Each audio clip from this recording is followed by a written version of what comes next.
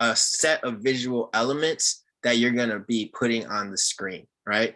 And so you can always tell a React component from a different kind of just regular JavaScript file in a React project, because components have typically start with a capital letter, and regular kind of JavaScript files just typically start with a lowercase letter.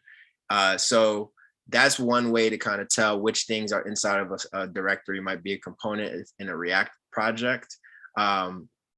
Some other of these other things that have capital letters are related to the component. So we have a component test file, and we have a component like a CSS file directly for that component. So that's just something to keep in mind. But most components start with like a capital letter at the front. And so in this case, when we first run create React app, it automatically builds this app.js file with a default kind of component called app inside of it. And the syntax that you see here is really all that it takes to start a new component. In this case, what we're looking at is what we call a functional component. And a functional component is just a type of component that's defined as a function. It's just simple as that. Functional components are kind of the most bare bone type of component that you can have, because what a functional component does in essence is just say, hey, what's the name of the component that you want? You declare it with the function keyword, say the name of the component that you're trying to create, and then you return some amount of JSX, right? And so here we have a couple lines worth of JSX, which is that React JavaScript markup syntax that allows us to basically create visual elements in JavaScript that will translate into HTML when it gets rendered, but also allows us to still make use of JavaScript as we're going through the creation process. And so here we're kind of staring at this component, that app component. And the app component itself is rendering a couple of interesting things, but most importantly, it's rendering itself a div. Divs in HTML kind of represent like containers that you can store other elements inside. So inside of there, inside of this kind of big container, we have a header element, an image element, paragraph, an anchor. So anchors are like links to other like kind of URLs. And yeah, and that's really it. So this is kind of the default component that's created with Create React App. But what if we want to kind of see our own, like, what if we want to kind of make some more changes and like add some other visual elements to it? That's essentially what we're going to talk through right now, is how could we build more components and kind of create our first custom component to add into this application here. So rather than use this one, because this was the one that I couldn't start on the terminal. Dang, it's giving me some issues here.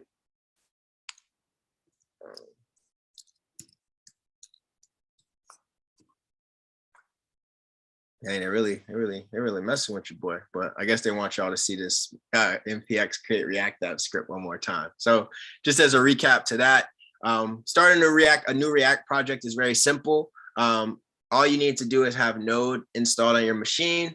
You can then make use of the npx package executor that comes pre-built with Node and npm, and we can use the create React app. We can use the create React app command to start a new React project. So whatever you put after create React app is going to be the name of your project. So I just made one called my first component that I'll use to demonstrate to y'all kind of the process. Then inside of here, inside of kind of the command line, you'll see that the create React app runs a script that will automatically build your project with the right dependencies and the right files, and a couple of important scripts that you can use to start your project up. So I'll give that a second and let it do its thing. And I guess I could still talk about the process of how we would create a new component. And then hopefully by the time we finish talking about it, I can add it to the new files and we can run the app and we can see it live. So cool. So say you have a React project, right? And the files are going to be about the same. If you use create React app, you're going to just kind of have a simple source folder, which contains all of kind of your React code base. The React code base and the things that we're going to be kind of eventually put onto rendered on the screen. The public folder always is kind of just, we leave it alone for the most part. We don't really have to interact with it because the create React app kind of sets that up for us. So by default, the where you're going to be doing most of your work as a React developer is going to be inside of this source directory. And maybe you create other directories inside of there as well to just separate things out in your workflow. But all of the files that you want to keep track of and make sure that you're writing your new code in will be in the source folder. So if I want to add elements, right? We kind of already seen from this, and maybe you've seen from just playing around with your own app.js file, that you can always add elements here, right? I can add all types of elements just to the top of the app.js. This is a heading. It's like funny when you start trying to like live code like JSX or HTML, it's like you run out of creative ideas for like stuff to show. But this is, we can add as many elements as I really want inside of here, right? But at a certain point, this whole function itself is kind of going to get a little long and a little bit kind of complicated to see. And you might be wondering like, oh, well, when would be a good time to maybe separate some of this stuff out, right?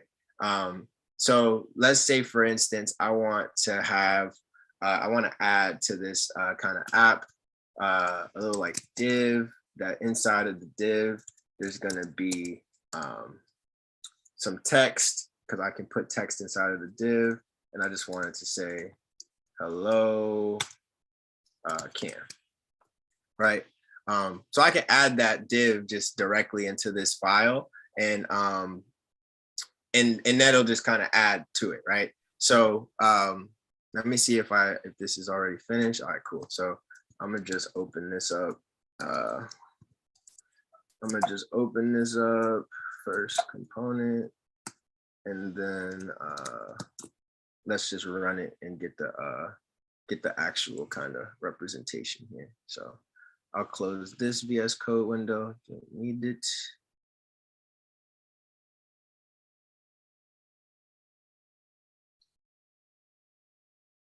And then just like I was saying, so we're gonna add to this app.js.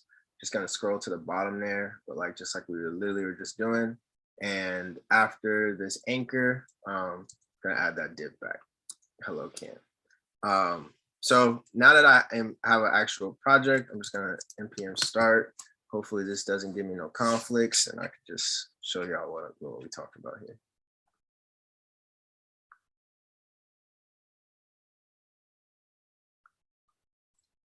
Boop, boop, boop, boop, boop, boop, boop.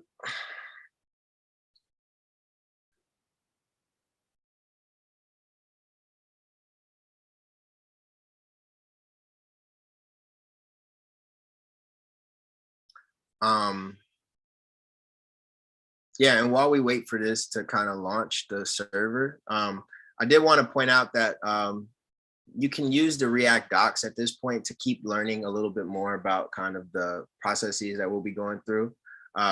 So I'm using the beta version of the React docs right now, just because I was interested in seeing how they talked about some things, but they have a section talking literally about your first component, which kind of we can follow and give some good guidelines to like some of the things that we're talking about. So project is about to start running, and we should see the create React app default launch screen in a second.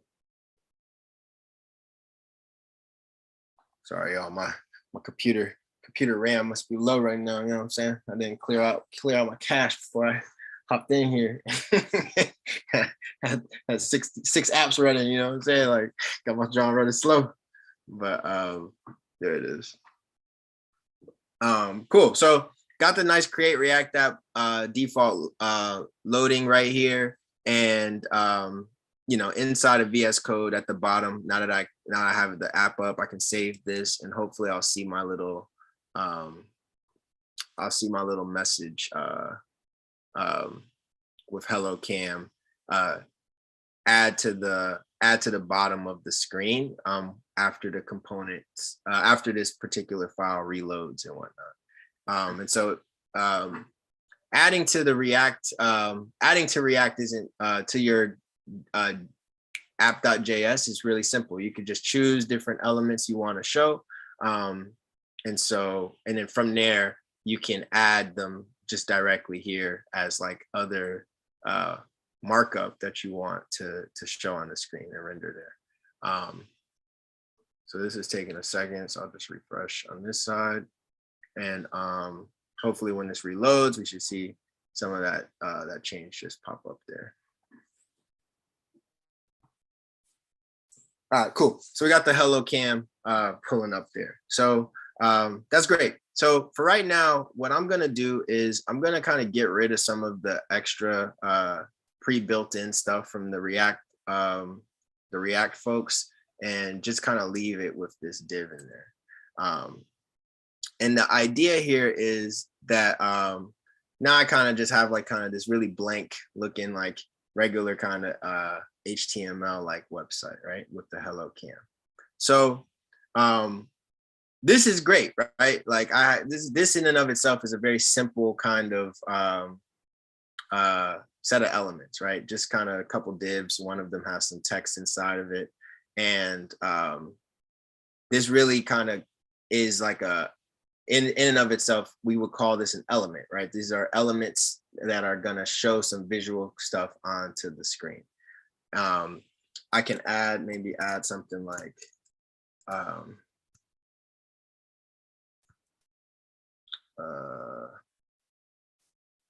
let's just call this messages, and I'll add that as a nice little heading at the top,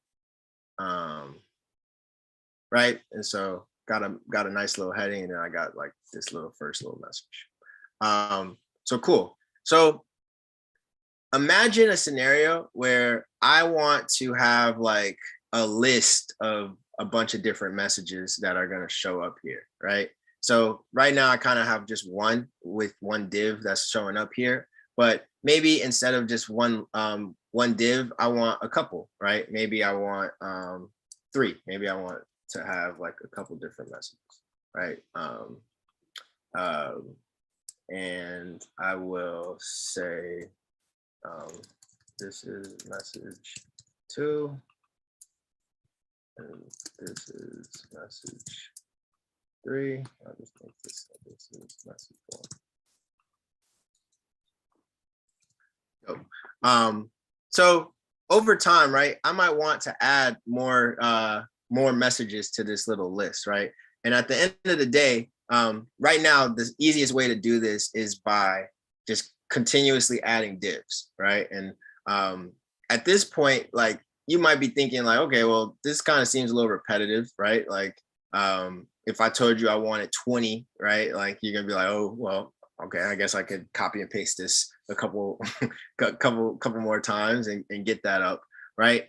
But sometimes it might make sense to structure this in a different way where the element that you're going to be manipulating, you can have it be something separate so that you can manipulate it even easier by using the JavaScript, right? By maybe making this like a variable or some kind, and that I can then like use a for loop or something, and the for loop maybe creates all of these different elements for me and stuff like that.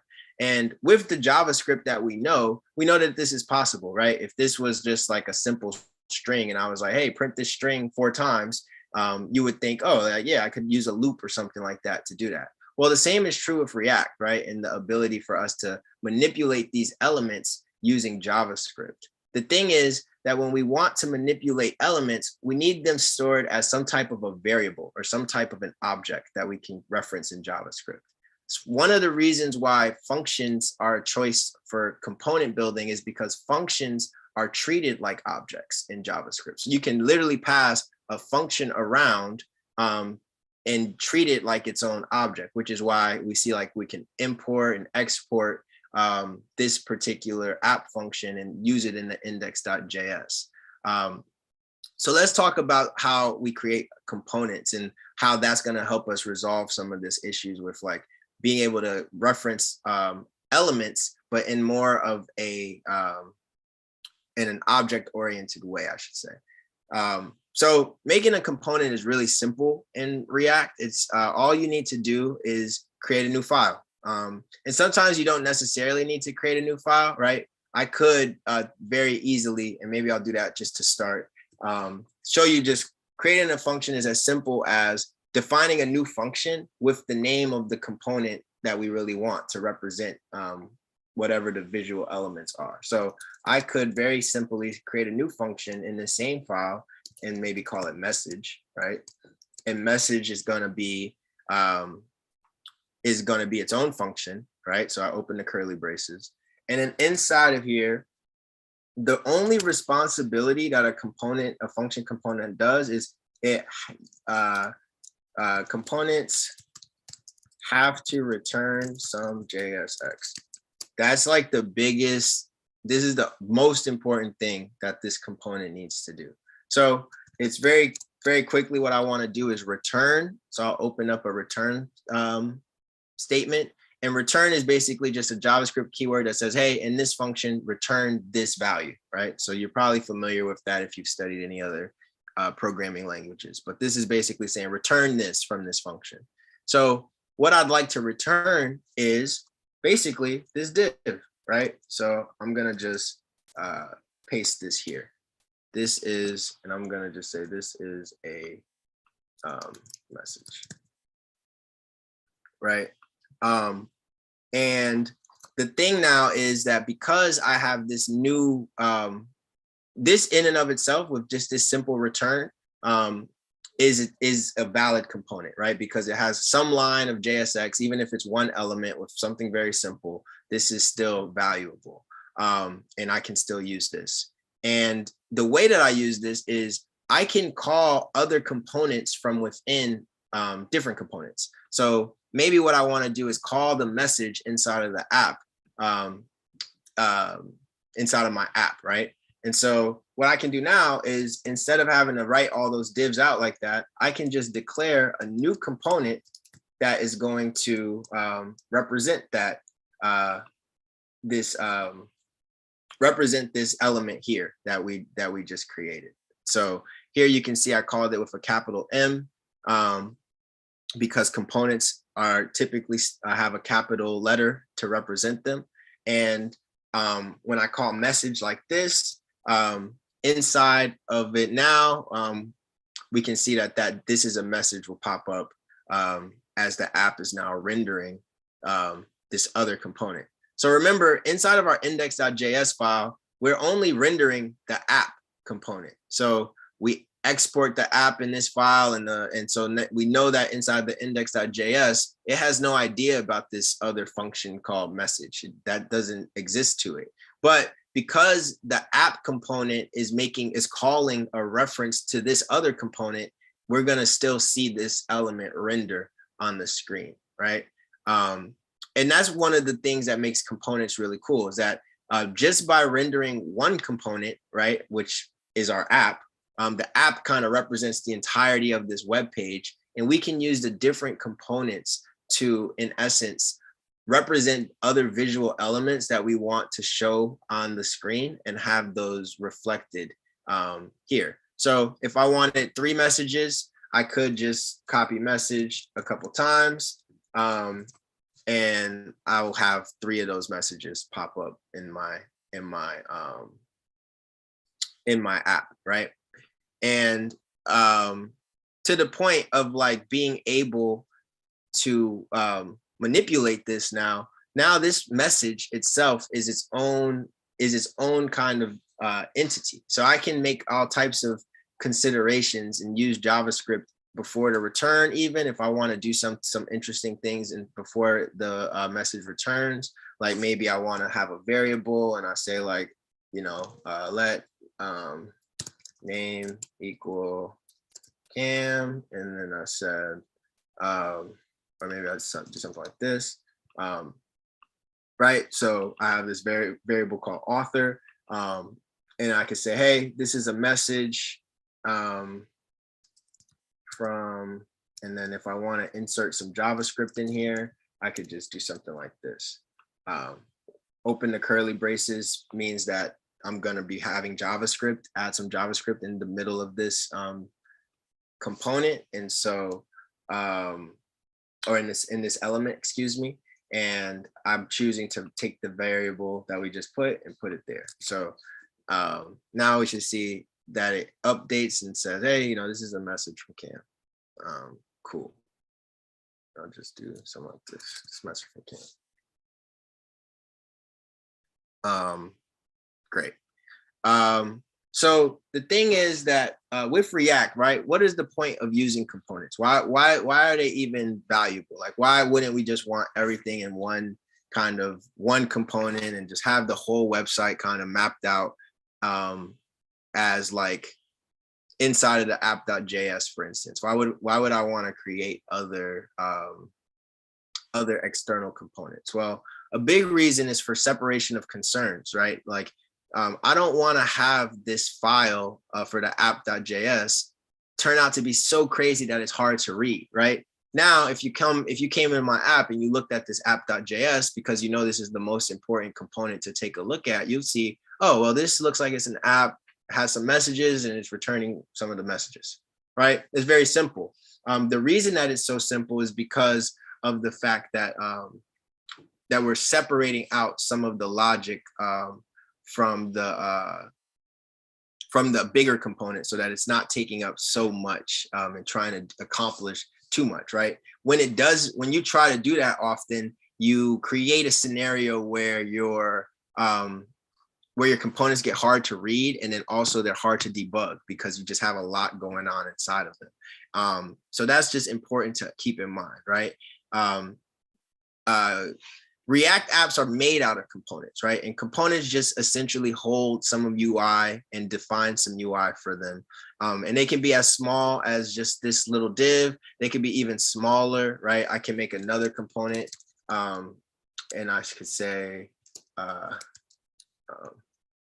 let's say, what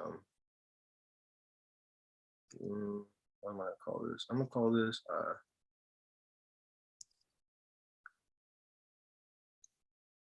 let's say,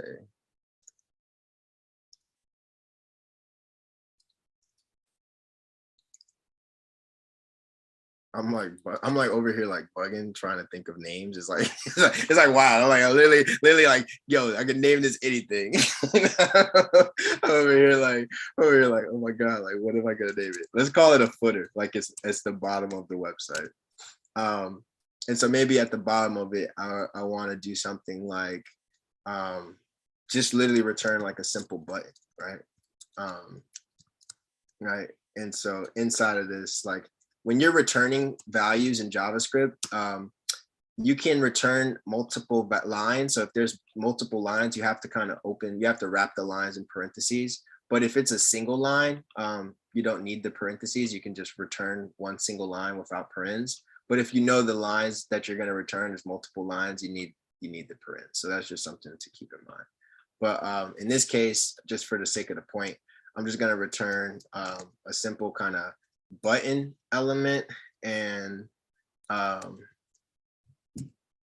just kind of say kind of test, right? So here we just kind of have a simple button getting returned. If you're kind of wondering like, well, where are you getting all these ideas for like these like visual UI? Well, to truth be told, a lot of these are just HTML elements. So I'm just going to type HTML element references, which is going to take us to hopefully W3 Schools. Yep. And a W3 Schools element reference is just a great resource again for looking at different visual elements that you might want to add to your stuff. So buttons are already kind of built into HTML. So I'm adding a button, but this is no longer HTML. This is JSX because it's written inside of the JavaScript. But now that I have this footer component, right, I can add this to my app as well, right?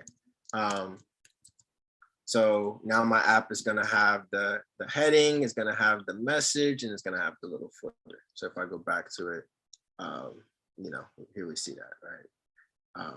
So sometimes what I like to do when it comes to like building out my like a bigger website, right?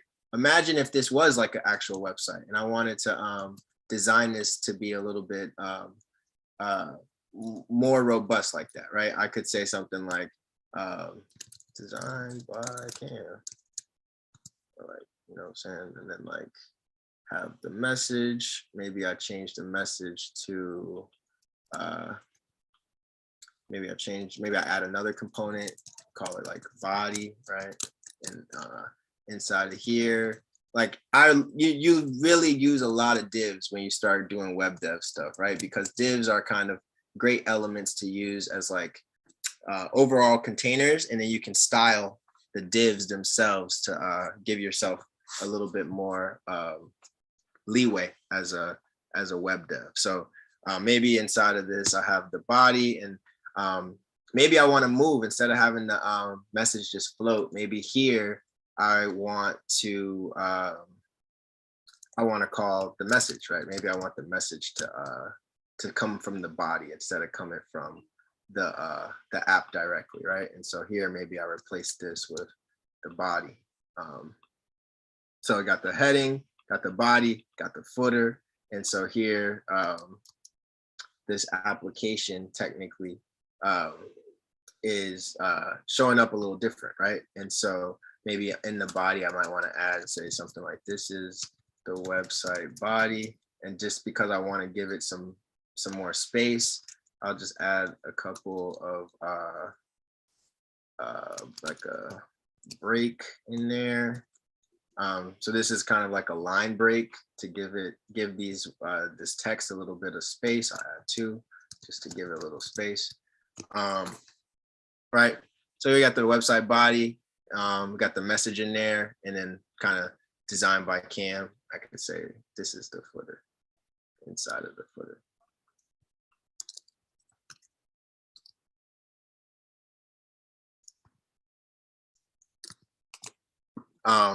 So, you know, it looks like nothing here, right? Like it's just like couple of little text elements. But realistically, if you think about it, I can add whatever HTML or whatever visual elements. I don't want to say HTML to confuse y'all. I can add whatever visual elements I want into JSX inside of this body.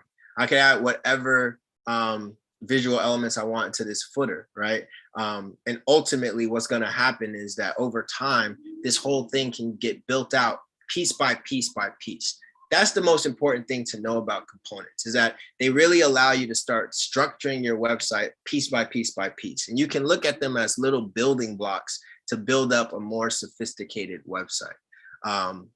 The idea is that you use components to declare those visual elements, and you can nest components inside of other components, kind of like we're seeing here.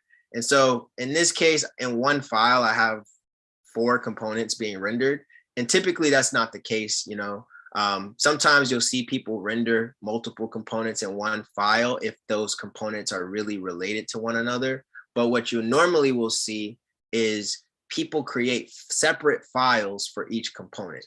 And a good best practice that you'll see in kind of the Create React App universe is folks that will do inside of their source folder to house all of the components they're going to create. They create a new folder. So there's a couple ways to add a new folder in VS Code. I just right clicked and then click new folder. If you right click on something on VS Code, like for instance, I'm right click on the source folder. When I click new folder, it's going to know to put it inside of the source folder, right? I could also use one of the icons up here, which is this one is adds a folder. If I click this, where all the sources highlight is clicked on, it'll add a folder under the source as well. But I'm going to call that folder components. And this is just a typical kind of design pattern. You see people add a components folder, and inside of those folders, you store separate files. So maybe I want to store body.js, which is going to represent my body component, right? So inside of that app.js, I could actually get rid of this body component from here and move it to its own file, right? The only thing I need to do in order to make this a complete file, if I want to call this component somewhere else, like if I want to call this inside of the app file, but it's not this is declared in its own file, right? I have to export this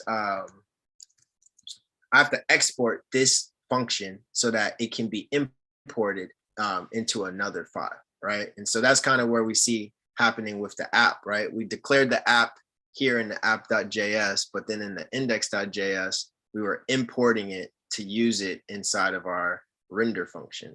Well, similarly, you're going to have components not necessarily declared in the same file. So you're going to want to export them so that you can bring them into your other components. And so the export line is really simple in JavaScript. And in this case, what we want to say is export default body. And what this is basically doing is saying, hey, take this function called body and mark that as the default export of this file. You can export multiple things from one file. So when you say export default, you're saying that the main thing that someone can get back from this body.js file, if they import from it, is this particular function that we're defining as body, right?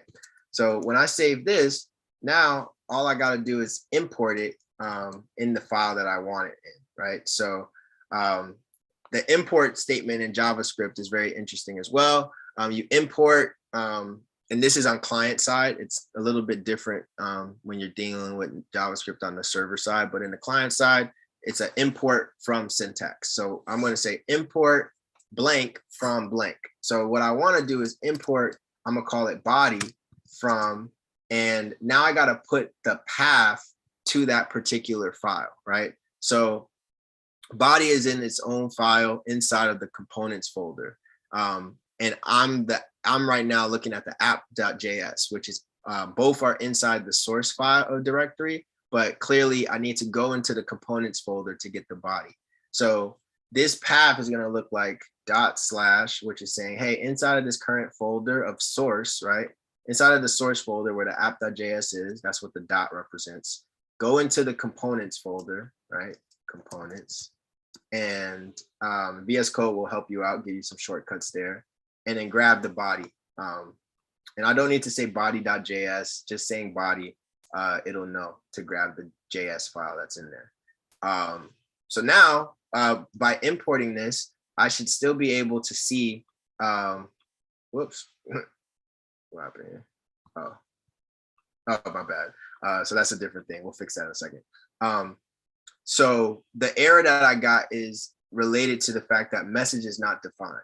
And why is this screaming at me about that? Well, that's because inside of the body.js now, I'm making use of another component called message that's not defined in this file, right? So I got to basically do the same thing to make sure that I can import the message component inside of this component as well. So that's exactly what I'll do. I'll just make a new file. I'll call it message.js. And inside of this file, I'll take the stuff from the message that I had before, and I'll just put it in there, and I will export default message. I don't need this, it's a semicolon. So now inside of the body, right, because I want the body to make use of this message component, I need to make sure that I import it at the top. So I'm just going to say import message from, and now this is interesting because message and body are in the same folder. So all I have to do, because they're in the same folder, is just say / because to reference that folder that they're in, and then say message. So this is just how the import export thing works with different files in JavaScript. So now I save this and the app is back to working, right? We got the body, we got the message, and we got the footer. I think the footer is the last little component that's still sitting in here that doesn't necessarily need to be in the app. So I'll save this. and then just make a new file for the footer. I'll say footer.js. You see I'm using all caps to kind of keep a reference to these components.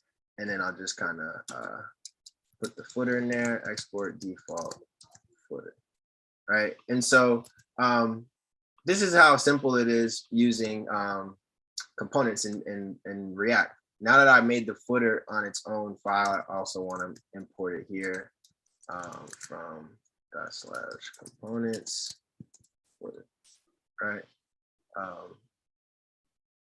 Cool.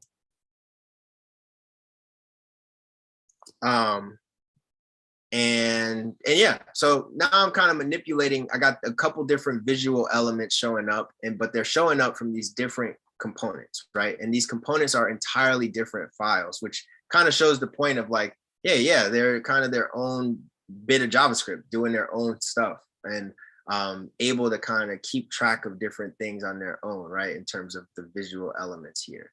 So clearly, this is going to be helpful when it comes to, this is going to be helpful with getting bigger user interfaces defined and understanding kind of like what is going to be the value of having these things work in a specific way, right? So a big reason that we use components is to separate out large components, right? Because all that could have been just in the app.js inside of this div, right? But as you can see, it's really easier to kind of just have one component represent like a bunch of visual elements than it would be to have all of those elements in here. Over time, just this one div itself would look so long that it'd be a little bit harder to understand. So one of the reasons we use components is to separate out different visual elements from others, to make it easier to render them in a way that is easy to understand and then easier to debug, because things are in their own files. One of the other reasons that we like to use components is because of the ability to make it easier to reuse code that is going to be used over and over again. So one of the things I'm going to do is I'm just going to move this heading into the body. I'm going to say this, I'm just going to put the messages in here. And I'm going to say, okay, so now we know that inside of the body, we're going to be kind of seeing this messages. So I have this message component, right? But before I had the message component, I just had, I had this div, right? And, y'all saw I was kind of just using this div over and over again. And clearly, like if I want now to have multiple messages, it's as simple as just taking one component and just using it several different times, right?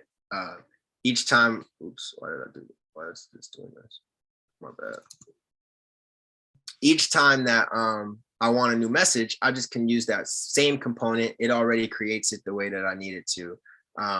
And that is really helpful because in this example with the message, it's kind of like, a little bit of a trivial case where it's just a little div.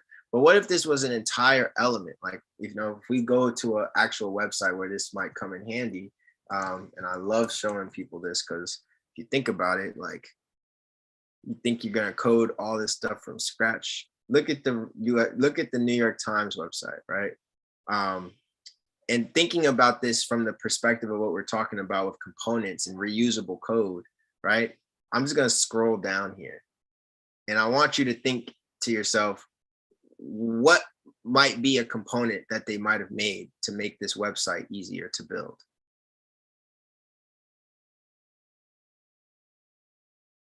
You might see a couple, right? If you see some that you think are interesting, put it in a chat for sure. But each block of text. Yeah, or like each block of these articles even, right? And even then inside of that, like they have these blocks of text for the specific like articles and stuff like that, right? And then if you keep scrolling, you see like there's different sections that kind of pop up and different, like this New York Times cooking section looks a lot like this health and fitness section. just the data inside of it looks a little different, right? Well, rather than code this thing 3 different times, if they created this as one component, right? Just like we created one message component that we could use over the course of different times, right?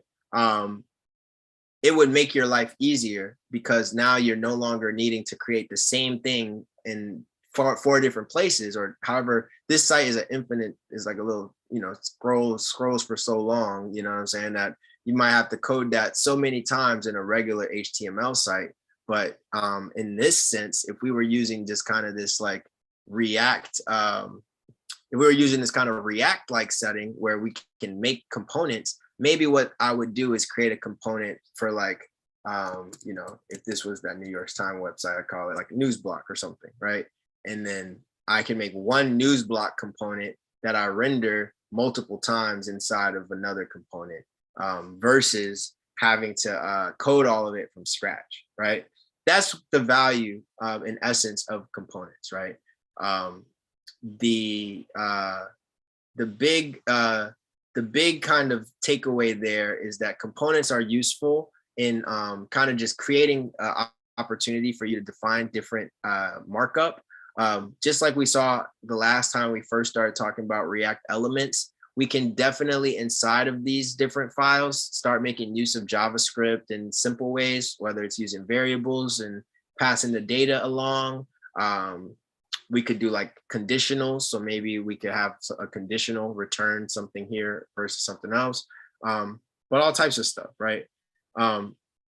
The purpose of these components are to return some JSX. That's their only responsibility, is to return some JSX that eventually is going to get rendered on the screen, right? And clearly the only component that's getting rendered fully on the screen first is this app component, which is interesting because everything we're seeing is technically the app component. And because the app component is calling other components, right, body and footer and stuff, that's when things get a little bit more sophisticated, where now we're seeing like more things pop up here, more things pop up here, right? Over time, right, as each of these different elements that are getting returned in the app get more sophisticated, right? As the body of this website gets more sophisticated, as the footer gets more sophisticated, we'll see all types of, this just can turn into an entirely different website, right? And but that is the point, is that we still have this separation that allows us to make use of similar components where we need, like in the case of like something like the message component, where we're gonna reuse this over and over again. But for other bigger blocks of elements that we want to show, we can have those separated out in their own setting to keep track of those visual elements. And so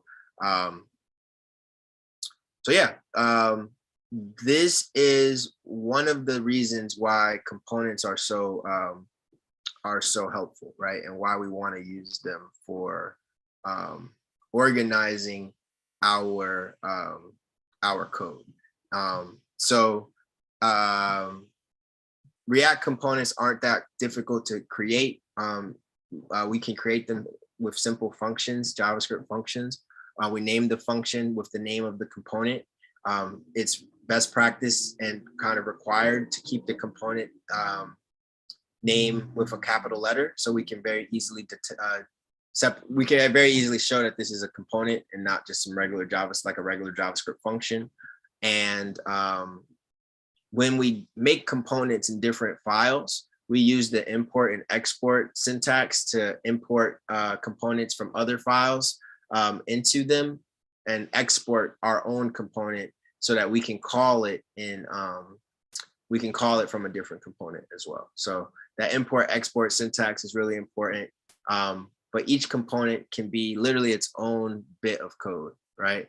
And whether you're building something very simple or something very complex, like that New York Times website we saw, the idea of what a component would help us do is structure the website in pieces, right? So in the case of that New York Times website, I'll just go back to it real quick. in the case of a website like this, right? It's easy to think about like seeing this and you're like, oh, well, this is kind of crazy. Like, how you gonna expect me to code something like this? Well, you know, every bit of code is HTML, CSS, and some JavaScript, right? Like that's just how it is. But if I were to kind of try to make this out to show you kind of how the different areas that might be components, I could see something like this where, you know, I'll just put some boxes here. But so here, you know, maybe they have a section of their website that's just the header, right? And they put that there, right? Maybe they have a section of the website that is going to be kind of this, this like, let me do a different thing. That's like this, kind of like this box area here that I put in orange.